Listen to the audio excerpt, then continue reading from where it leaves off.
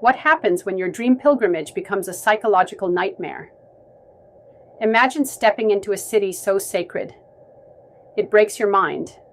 You start believing you're Moses, or the Virgin Mary, or that you're on a mission from God. This is not a movie plot.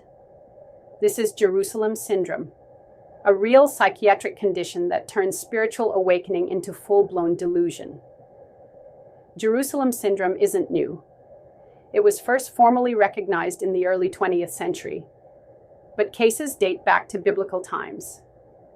In fact, ancient texts mention pilgrims who arrived sane and left utterly changed.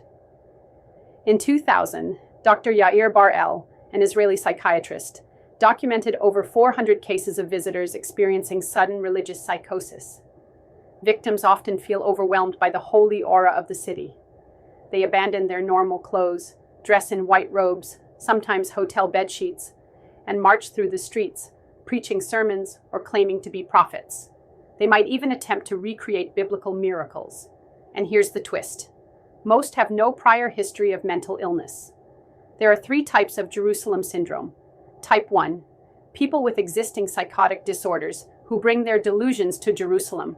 Type 2, people with personality quirks or obsessions with religion.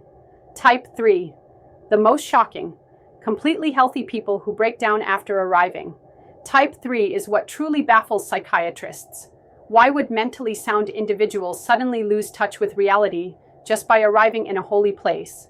Researchers believe a combination of psychological, cultural, and environmental triggers set the stage. Jet lag, cultural immersion, intense expectations, and the power of the sacred atmosphere. It's like a perfect storm, and the mind responds by erupting into religious delusions. Most patients are taken to Kfar Shul Mental Health Center, where they're treated with antipsychotics, rest, and therapy. The condition usually fades in a week, but the experience haunts many for life. Jerusalem syndrome raises haunting questions. Is it a disorder of the mind or a spiritual awakening misunderstood? Are we witnessing madness or something divine?